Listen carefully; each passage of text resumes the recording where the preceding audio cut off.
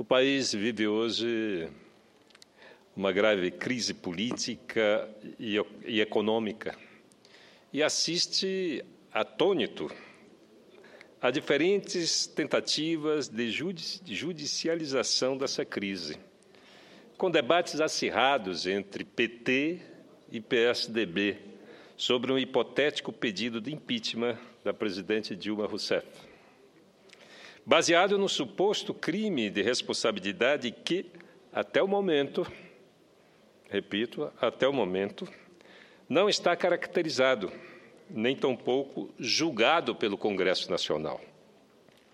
Os graves equívocos políticos e de gestão cometidos pelo governo da presidente Dilma Rousseff e sua incapacidade em oferecer alternativas concretas para a superação da crise são fatos inquestionáveis. No entanto, não enxergamos até agora, na oposição promovida pelo PSDB e pelo DEM, uma alternativa clara ao país, capaz de superar a crise atual e nos conduzir para a retomada de um processo de desenvolvimento sustentável e com justiça social. Até o momento, as investigações realizadas pela Justiça, o Ministério Público e a Polícia Federal não revelaram base material e fundamentos jurídicos e constitucionais para um processo de impedimento da presidente. Nem mesmo o propalado julgamento das contas da Presidente da República de 2014 pelo TCU caracteriza, até o momento, crime de responsabilidade. A manifestação do TCU deve ser entendida como um parecer ou uma recomendação técnica, não um julgamento. Afinal, quem julga a recomendação do TCU, rejeitando ou aprovando-a e definindo a existência ou não de crime de responsabilidade, é o Congresso Nacional. Primeiro, pela sua comissão mista de orçamento, que tem 82 dias para se manifestar, depois, pelo plenário do Congresso Nacional. Na verdade, a ansiedade política terminou colocando o TCE como centro das decisões políticas. Até que o Congresso Nacional julgue, não se pode acusar a presidente da República de crime de responsabilidade e nem tampouco iniciar um processo de seu impedimento. Como não estamos num regime parlamentarista, o impedimento da presidente só pode ser proposto caso se caracterize um crime de responsabilidade, o que, até o momento, não se concretizou. Apoiar um processo de impeachment amparado apenas na impopularidade da presidente abre um precedente perigoso de forte instabilidade institucional que pode se voltar contra outros governos estaduais ou municipais no calor das lutas políticas regionais. Como isso não bastasse, não podemos nos esquecer que o presidente da Câmara dos Deputados, Eduardo Cunha, a quem cabe constitucionalmente iniciar a tramitação de eventuais pedidos de impeachment, não tem hoje nenhuma autoridade política para iniciar um processo de impedimento de quem quer que seja, uma vez que ele próprio está envolvido numa série de denúncias comprovadas de lavagem de dinheiro, corrupção e formação de quadrilha. Denunciado pela Procuradoria-Geral da República e processado pelas autoridades suíças, Eduardo Cunha teve o seu afastamento da presidência da Câmara dos Deputados solicitados ao Conselho de Ética daquela casa e não tem condições políticas de continuar exercendo seu cargo. Além disso, duas liminares de ministros do Supremo Tribunal Federal, Rosa Weber e Teori Zavascki, suspendem a tramitação de qualquer pedido de impeachment da Presidente da República por crime de responsabilidade ainda não caracterizado, para evitar dano à grave ordem institucional. Diante disso, nos parece claro que a variedade de instâncias recursais pode estender esse debate indefinidamente, prolongando o debate que o país mais necessita, o de se encontrar saídas concretas e objetivas para a crise política e econômica. O governo apresenta à nação o amargo remédio do ajuste fiscal, Entende-se necessário atuar de forma propositiva, implementar ajustes e cortes. O que não se pode aceitar é que, mais uma vez, os sacrifícios recaiam apenas sobre os setores populares, no modelo neoliberal que, na verdade, une o governo e setores da oposição que a esse ideário sempre se alinharam. Numa receita antiga e conhecida que reúne a redução de forma significativa benefícios sociais e previdenciários, limita direitos trabalhistas, adota as terapias francamente contracionistas, com severa elevação de juros e induz, por força de sua política de juros, uma expansão monumental do estoque de dívida pública. Esse ano, o Brasil deverá pagar em torno de 400 bilhões de reais.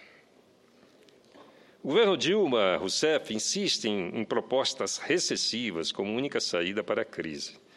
Nessa agenda natimorta, destacamos nossa posição contrária à recriação da CPMF e a qualquer outro tributo que venha a ser proposto.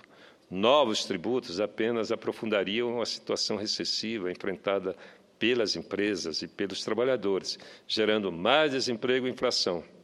É clara a necessidade de uma nova visão para a construção de um Brasil melhor. A Comissão Executiva Nacional do PSB aprovou uma resolução nesta quarta-feira em que critica a reação errática do governo federal frente ao cenário de ampliação da crise no país. Para o partido, a gestão de Dilma Rousseff está entregue às forças conservadoras e antipopulares, com as quais negocia sua sobrevivência. Os resultados, apesar da enorme ginástica em termos de articulação política, são pouco expressivos para fins de ampliação da governabilidade, particularmente porque se subordinam à lógica da concessão de postos e cargos, para os quais sempre há uma demanda muito maior do que a oferta, especialmente em tempo de restrições orçamentárias. Assiste-se, portanto, o pior dos mundos. A governabilidade não melhora, visto que não se dá uma pacificação da base governista, que deseja mais do que há para oferecer, e o governo se vê entregue às forças conservadoras e antipopulares, com as quais negocia sua sobrevivência. Afirma o texto do nosso partido, assinado pelo presidente nacional, Carlos Siqueira, e aprovado pela Executiva Nacional do partido. Na resolução, o PSB defende que a superação da crise econômica deve se basear na valorização da produção e do trabalho. O partido preconiza iniciativas de natureza radicalmente distinta daquelas que o governo tem encaminhado como solução para a crise. Entende o PSB que toda e qualquer propositura, que as medidas de política econômica devem passar necessariamente pela valorização da produção, pela retomada do estímulo ao investimento e pela dignificação do trabalho, diz a resolução. No documento, o PSB reafirma a postura de independência crítica e propositiva do partido, sem apoiar a postura conservadora do governo ou se aliar a partidos de oposição de centro-direita. Em decorrência das posições firmadas, o partido decidiu lançar candidaturas próprias nas capitais e cidades polo de todos os estados brasileiros nas eleições de 2016 e determina que terá candidato próprio para a presidência da República em 2018. Nossa independência nos permite criticar quando preciso e apoiar quando do interesse do país e do povo. Assim, mais do que declaração retórica, o PSB deve se comprometer com um conjunto de propostas concretas de superação da crise, tendo como base as que foram apresentadas em novembro do ano passado no documento PSB Independência Propositiva. Nesse contexto, impõe-se a defesa intransigente do crescimento econômico sustentável e da distribuição de renda e riqueza, sem os quais é impossível construir um país economicamente equilibrado e socialmente justo.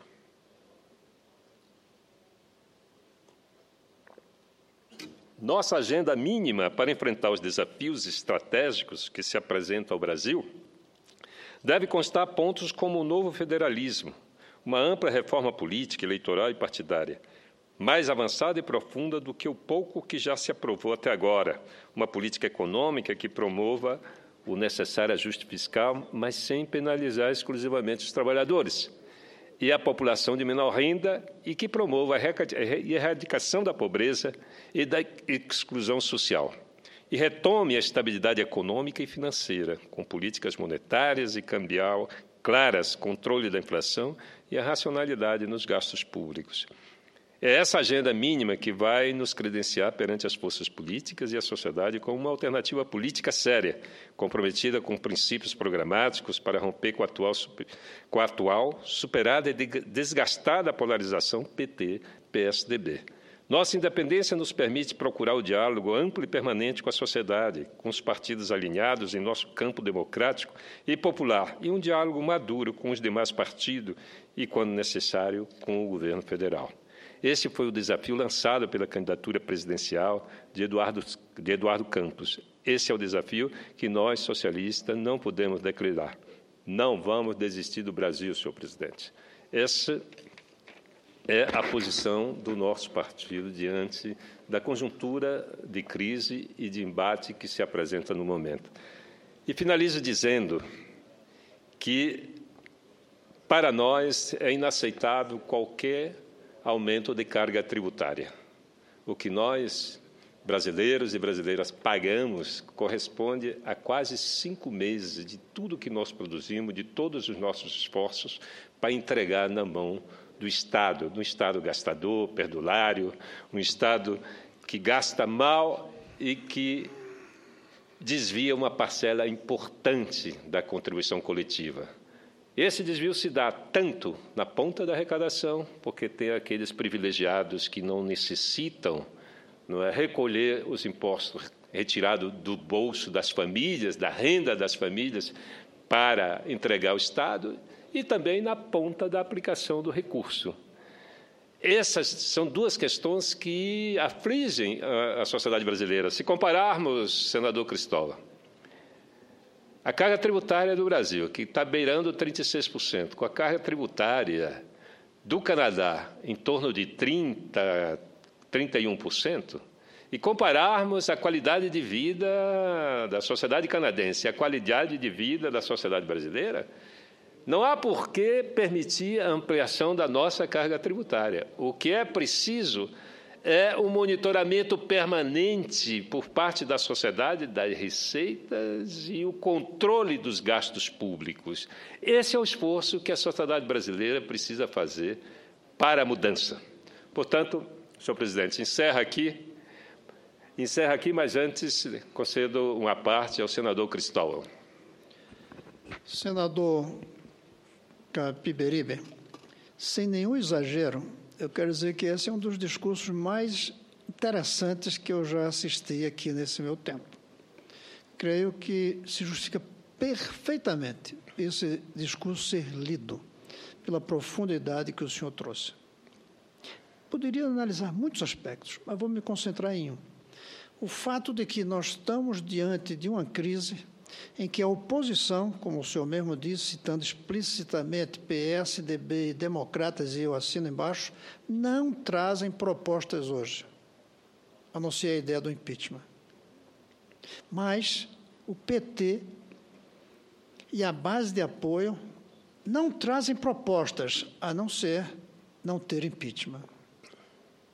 No momento em que o Brasil enfrenta o que eu creio mais do que uma crise, um começo de uma decadência, que é um retrocesso. A crise é quando nossas variáveis diminuem o seu desempenho e a gente fica esperando para que ela volte. A decadência é quando a gente dá passos atrás. Nós estamos, a meu ver, dando passos atrás. Nós estamos dando passos atrás na economia. Chegamos à quinta, sexta, depois sétima, vamos ser nona, décima primeira economia do mundo. Dentro de poucas semanas, dependendo do câmbio, Itália nos passa, outros países vão passar. Nós estamos com a infraestrutura em pandarecos e sem recursos para cuidar dela. Nós estamos com a inflação, coisa que tínhamos 20 anos atrás. Nós estamos num sistema de ilegalidade generalizada. Nós estamos indo para trás. É pior do que crise. E o debate deles está sendo se tem impeachment ou se não tem impeachment. E se não tem impeachment, os argumentos, o senhor mesmo lembrou, por falta de base legal profunda, que realmente não tem claro.